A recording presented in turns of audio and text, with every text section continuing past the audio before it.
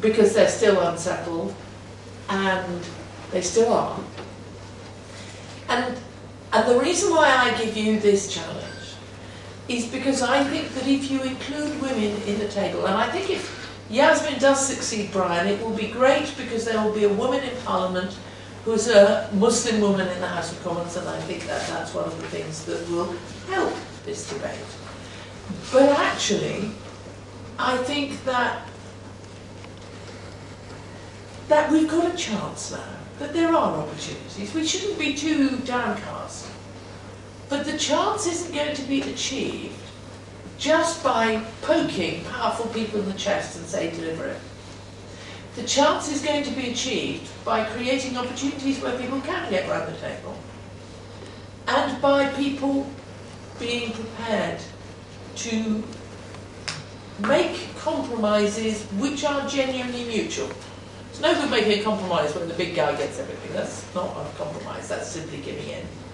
But making compromises and coming to agreements which are genuinely mutual, where people give up things they care about because there's something that they care about that they can get, and that we make that work. And it's one of the frustrating things about the bus. The bus was a right idea. It was actually very important conceptually, but it actually doesn't seem to me to have become real on the ground because it was kind of distant from the reality as it is lived. And I think the thing that I'm saying here is that the time in this debate is to come much closer to the reality as it's lived, to the voices on the ground, to find the solutions which will, none of them will be the things that no solution to this problem will anyone in this room get 100% of what they want. I really think that. And I think that's kind of something we have to confront. But the way to get 80% of what you want is to be prepared to deal. And to have a context in which deals can be made. And the frustration here is, where's the context? How are we going to have a context in which, on the ground, that voice can be heard, the voice of all the people can be heard, and there are real negotiations in which deals can be made. And I think that's a really big challenge. I wish you well in it. I know that I'm merely, if you like, someone whose job is to keep the fire warm in public discourse. I do that, right? Whose job is to say that this is not a private matter for Kashmiri people, that this is a matter for anyone who cares about human rights. His job is to say that this is an issue of justice. I do that. But when it comes to finding this complicated, difficult future arrangement, that's going to be up to you. And to some more women too. Thank you.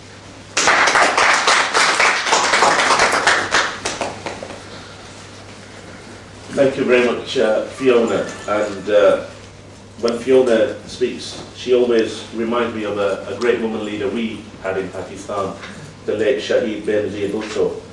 And for Pakistan, it sets a very good example in terms of leadership and the role of women. I think things might have been somewhat different if she had been around now, but let's hope we can produce other great leaders in the guise of women for the future. And moving on very quickly, we're coming to the last few speakers, and in terms of the format, we'll finish off with the speakers. I have at hand a declaration or a resolution for this conference, and I'm going to hand the baton back to Lord Ahmed, who's going to chair any comments or questions from the audience. So very swiftly, the last few speakers, can I invite my professional peer, colleague, writer, journalist and chair of the PMLN legal wing, Amjad Malik, to say a few words. Thank you, Barrister Saab. First of all, I'm grateful for inviting me to come and address on this very important issue core to the hearts of Pakistani people, but also the people of South Asia. Coming to the point, I'm also appreciating the role Lord Ahmed has assumed as chair of all-party parliamentary group on Kashmir, as well as the Nawai Waqf who are joining this venture. The topic is justice and peace. I'll divide it into two.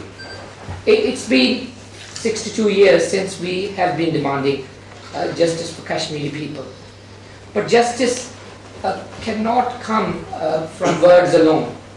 It is a practical experience now. We have heard people from Kashmir or representatives from Kashmiri areas that there are mass graves, kidnapping, rape, torture, extrajudicial killing, and POTA, Prevention of Terrorism Act, the stringent measures which are going unnoticed. Western world has taken initiatives to resolve issues like Easter Move. I was very assured from our platform when Labour in their conference made a broader policy on Kashmir. It was very reassuring. But why practical work hasn't taken place in concrete practical terms is a worry when it's been now nearly more than 2 terms. Settlements in Kashmiri areas is similar to that of Palestinian areas. That is to frustrate Kashmiri people's plight for demanding plebiscite. I personally think plebiscite is the only workable mechanism under which Kashmiri people can be involved. They cannot complain that they haven't been involved, and they can say what they want to say and give their opinion. But we have seen for the last few years in the issue of Kazakh board, the property disputes, when Indian government tried to put settlers in that areas of occupied Kashmir, where people of Kashmir stood and came on the streets. How can we attain peace? Well, first of all, we'll have to answer the questions rightly raised by Kashmiri people on the abuse of human rights. I personally think Western world should chip in so that we can invoke Hague and International Court of Justice on massive human rights abuses. Only then we can move forward towards a credible a dialogue which is concrete and has set targets so that we can move forward to address the core issue, resolving the bone of contention between Pakistan and India. I join Lord Nazir Ahmed in expressing my dissatisfaction that with candle exchange you cannot bring peace when you put the core issues on the side burner. You cannot, by exchanging buses or by just multilateral delegations, you can bring about peace. You have to change the mindset. You have to accept that Pakistan is a viable state, if not friend, a neighbor, and we have some disputes and we need to resolve it. We are in favor of having a concrete dialogue, a credible negotiation whereby we can put a roadmap towards resolution. But looking at only 3 examples, looking at the peer review of Bharat Verma, who said that we shouldn't have allowed Pakistan to come into being, or who says that safe Pakistan is not in the interest of India. A recent statement of Deepak Kapoor, the Chief of Army Staff, who is willing and talking about fighting India, Pakistan and China.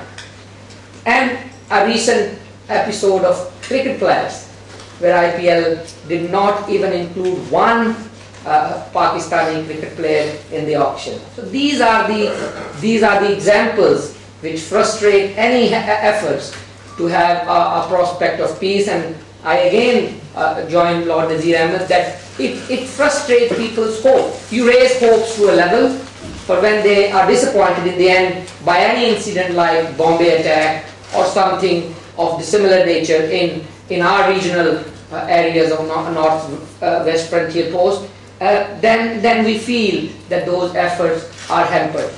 I wish you all success in this venture. I join hands from Lawyers Forum, and I hope we achieve a credible process whereby we can resolve Kashmir according to the wishes of the people of Kashmir, and also we go on the path of a credible negotiation which lead to settlement of Kashmir according to UN resolutions. Thank you very much.